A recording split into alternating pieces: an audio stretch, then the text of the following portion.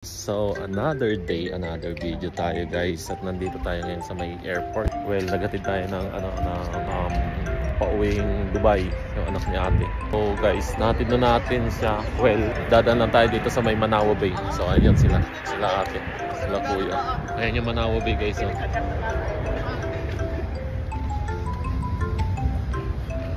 nasaan bang likuran dito ka bayan? Ayun nga rin, gusto ko rin umihi kaya naiihi ako eh. Tawid. So, dito na tayo guys sa may Manao Bay. Yan. So, ang luwag na ito guys. Ayun, luwag ng area. So, pasok tayo ngayon dito kasi titingin tayo kung anong pwedeng mabili. Kung sakali may pambili lang naman guys. Hindi, pero purpose natin dito kaya pumunta tayo dito sa Auckland is maghatid ng anak ni kuya. Kaya naman, papakita ko sa inyo yung ganda ng Manao Bay. Sa loob. Ha? CRO. Kaya.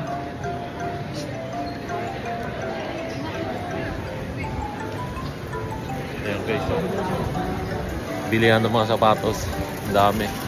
So first time lang natin pumunta ngayon dito guys, or makapasok dito sa may Manao Bay. Malapit lang ito dito sa may airport. So kaya na ma-explore natin dito sa loob kung ano ba yung mga makikita at mabibili kung sakali.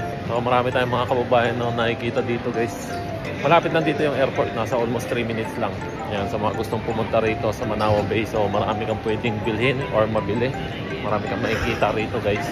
Mga gandang mga items katulad kung mahilig ka sa sapato, tapos mga damit.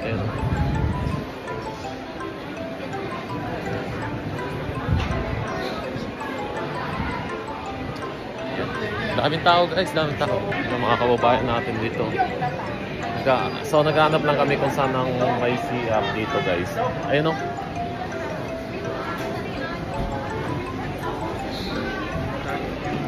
So magsi-CR lang kami dito. Tapos titingin din kung anong pwedeng makakita or mabili. Napakalaw pala dito guys kung tutusin.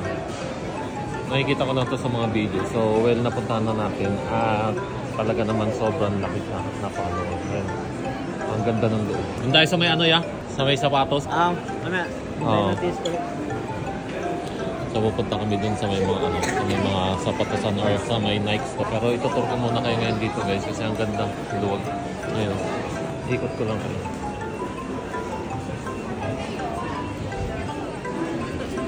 Ayan guys. Dahil natin mga kababayan o sila kabayan or may donut dito guys.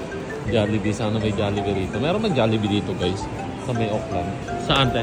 May mga sale sila. Tingnan natin. Kaya naghahanap lang kami ng mga pwedeng makita or magustuhan ng mga damit. So 20% sila, 30%. Ang dami mga outlet guys. Ang dami mga pwedeng bilhin pero lang talaga kung tutusin eh. Parang ano rin pala to, parang Molopecia rin pala natin.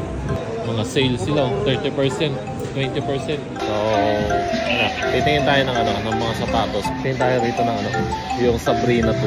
Meron Sabrina to. Maganda guys yung mga sapatos. 130. Mura na to guys, 130. Ayun ang dami. So, yung mga Jordan, 130 lang pala yun. Tapos mga Jordan, 130 rin pala lahat dito guys. Marami mga sapatos dito guys. 110. Gusto mo ng puti, 110 lang din siya. Tapos gusto mo ng black and blue combination. Dami rin mga namimili guys. Yung mga pang basketball. Ayun ang dami. Ano tayo ng pang basketball o kaya pang running shoes. Ito mga 90 lang. Yung mga Jordan 100. Ganda.